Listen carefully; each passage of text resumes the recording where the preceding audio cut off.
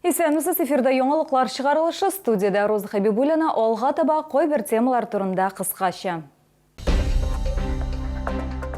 Су исе белән генә түгел, тәме һәм төсе белән дә начар, ләкин суның андые да юк. Калмыя авылы халкы чиста сусыз калган.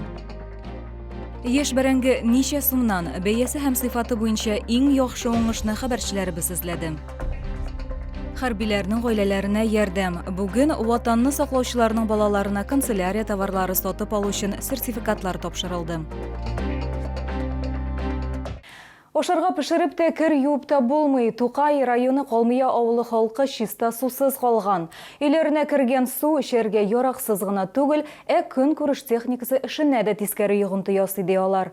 Авылда кайчан чиста су булачак? Айзилә Шаймөхәммәтова бу сорауга җавап эзләргә тырышты. Клара Тайсина туган авылы Калмыяга отпускка кайткан, ләкин ял итә алмадым дип зарлана ханым. Аның сүзләренчә, ул вакытта ук су бирү туктатылган һәм бүгенге көнгә кадәр ул юк. Төрле инстанцияләргә күп тапкыр мөрәҗәгать итүләр уңышсыз. Халыкка яңа чокыр казырга вәгъдә итсәләр дә, алар сүздә генә калган. Авылның главасына хәбәр иттем, ул да шул ук сүзләрне подтвердить итте. Бүген киләләр, безнең РИТЭК белән договор төзелгән, все эшне башкаралар диде. Но 2 көн көттек, килмәделәр. Руководитель аппараты белән сөйләштем. Ул сезнең бер оешма белән дә договор төзелмәгән. Су исе белән генә түгел, тәме һәм төсе белән дә начар, ләкин хәтта суның андые да юк. Краннар буш ди авыл халкы. Һәр көн алар су сатып алырга яки күрше авылга барырга мәҗбүр. Цистернада су бөтенләй җитми. Грунтовый суны калсаң бездә кыюлар бар кешеләрдә. Ну хәзер бу кызылык белән кыюлар да кибеп бетте, бу әлләр дә кибеп бетте. Корамагач бит инде. Су белән бит бу канализациягә ашанып бөтен кеше шуңа көйләнеп беткән. Бүгенге көндә 49 сум 50 тиен түләбез бер кубометрына. Шәһәрдә су 26 сум бер кубометры. Шәһәр җирендә суны чистарталар, шикәртәләр, бөтен химикатлардан айыралар һәм халыкка бирәләр. Авыл җирлеге башлыгы аңлатканча, элек файдаланылган скважина тузган. Бүгенге көндә халыкны 80нче елларда борауланган скважинадан су белән тәэмин итәләр. Рауил Гарипов сүзләренчә, скважинадан лаборатория анализлары алынган. Алар гос нормаларына туры килә, әмма су күләме көннән-көн кими бара. Ул басуда урнашкан 350 метрында кабель сузып, аны чистартып, шуннагы су белән ул суның объемы дип әйтик, күләме халыкка однозначно җитеп җитми. Азрак ул су якшәмбе ял көннәренә кайткан халык күбәя бермә-бер. Балалар белән ул вакытта су безнең бик күпкә җитми. Калмыя авыл җирлеге башлыгы билгеләп үткәнчә, бүгенге көндә махсус компания белән эш алып барыла. Әлеге проблеманы хәл итү белән Тукай районы администрациясе башлыгы үзе шөгыльләнә. Сумма билгеләнә, бу сорауга смета инде төзелгән, ягъни ул документаль рәвештә рәсмиләштерелә. Айзилә Шаймөхәммәтова, Сергей Вильданов, яңалыклар.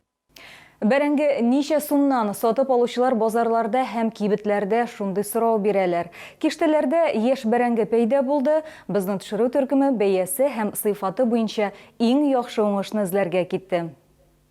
Бәрәңгенең яңа уңышы өлгергәнче әле вакыт бар, әмма яшь бәрәңгене күрше җылы яклардан алып кайта башлаганнар. Уртача алганда шәһәр халкы аны айга 2-3 тапкыр сатып ала. Аның бәясе дә үзгәргән. Хәзер кибеттә ул килограммы өчен 20 сум тәшкил итә. Я на рынок почти не хожу сейчас, в основном покупаю все здесь. Ну, удобно, можно выбрать все, что мне нравится, поэтому и товар разный, поэтому в одно место приезжаю, все. Базарда бәяләр белән хәл бераз башка. Бәрәңгенең 1 килограммы өчен хак 25 сумны тәшкил итә. Вакыт узу белән бәя төшәчәк дип ышана сатып алучылар. Обычно на рынке цены ниже, да и в принципе торговаться можно, договориться.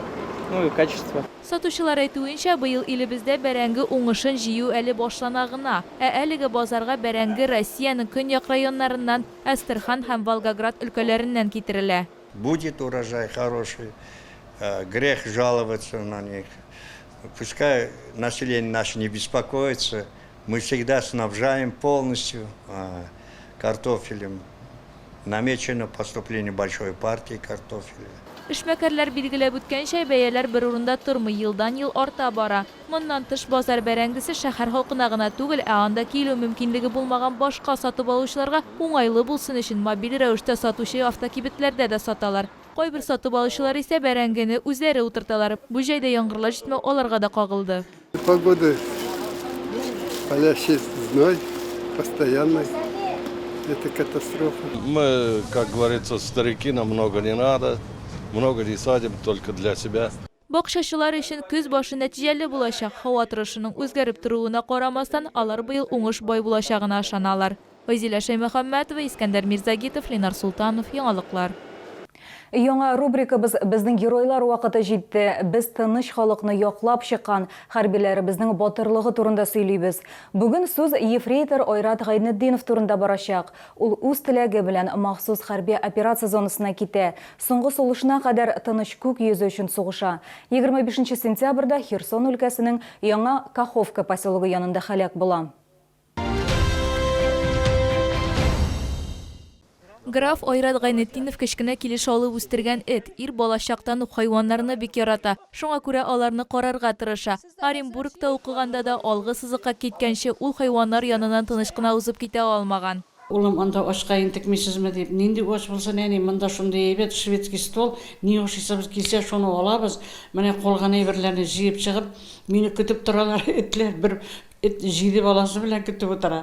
Аларны ашатты, эшкә менеп бара, площадкада психлар тора, аларны ашата. Айрат Гайнетдинов яралангач госпитальдә ята, аңа отпуск алырга рөхсәт итәләр, ләкин ул баш тарта. Аның урынына барлык акчага азык-төлек сатып ала һәм сугышчан иптәшләренә пылау, гуляш, тушонка белән боткалар һәм башка күп нәрсәләр әзерли. Бу елны ир үзе сайлаган. Айрат Гайнетдинов ирекле хезмәткәр булган, дуслары белән бергә хәрби комиссариатка барган. Мин әтием белән горурланмай карыйм хәзер. Малаем белән горурланам дидем инде. Шулай итеп. И хәзердә горурланам, Аллага шөкер. Шундый балалар үстергәнбез, шундый бала үстергәнебез өчен кешеләр дә, күршеләр дә әйтәләр инде. Рәхмәт сезгә. Айратның бабасы Гайнетдин Мөхәммәдиев Бөек Ватан сугышы вакытында Курск дугасындагы сугышта күрсәткән батырлыгы өчен Кызыл байрак ордены белән бүләкләнә. Күп еллар узгач аның батырлыгын оныгы кабатлый. Айрат Гайнетдинов шулай ук нацизмга каршы көрәшә. Үлгәннән соң батырлык ордены белән бүләкләнә. Айзилә Шаймөхәммәтова, Эльмира Гайнетдинова, Ленар Султанов, Яңалыклар. Бүген энергетик мәдәният йортында мәктәпкә җыенырга ярдәм ит акциясе узды. Ватанны саклаучыларның балаларына канцелярия товарлары сатып алу өчен сертификатлар тапшырылды. Бу хәрбиләрнең гаиләләренә ярдәм итүнең тагын бер ысулы. Безнең шыры төркеме дә әлеге чарада булды. Мәктәпкә җыенырга ярдәм ит акциясенә багышланган концертка Оксана Федоренко улы белән килгән. Гаилә башлыгы хәзер хезмәттә, ватанны саклый. Безгә шәһәр администрациясе тарафыннан ярдәм күрсәтелә. Бу бик мөһим дип билгеләп үтте Чаллылы. На все праздники, на все мероприятия нас не оставляют без внимания. Нас, наших детей, наших родственников. Вы знаете, когда происходит такая ситуация в семье, очень хочется какой-то поддержки. Не только материальной, очень хочется моральной поддержки. И ты чувствуешь, когда твой муж служит, когда твой муж защищает родину, что твоя родина тебя не оставляет без внимания. Мәктәпкә җыенырга ярдәм ит акциясе кысаларында хәрбиләрнең гаиләләренә 5000 сумлык сертификатлар бирелде. Алар белән әниләр канцелярия товарлары сатып ала алачак. Бу баланы мәктәпкә җыю эшен сизелерлек җиңеләйтәчәк, ди хатын-кызлар. Сейчас как раз собирать канцелярию, все цены как бы подорожали, поэтому тетради, ручки, все это всегда надо, в любом случае. Комсомол районы администрациясе башлыгы Ленар Әхмәтҗанов та хәрби хезмәткәрләрнең гаиләләре белән очрашты. На сегодняшний день были приняты, насколько мы могли, на своем муниципальном уровне, приняты ряд городских программ, а именно освободили от платы за посещение детских сады, освободили от платы за горячее питание в школах, освободили от платы за посещение кружков и секций в муниципальных учреждениях. Шәһәр администрациясендә алга табада хәрбиләрнең гаиләләренә ярдәм күрсәтеләчәк дип билгеләп үтте Ленар Әхмәтҗанов. Айзилә Шаймөхәммәтова, Кристина Балабанова, Кирилл Хабзей, Яңалыклар. Бу сезгә җиткерәсе соңгы мәгълүматыбыз иде. Мин Роза Хәбибуллина сезнең белән сау булашам. Исән сау булыгыз.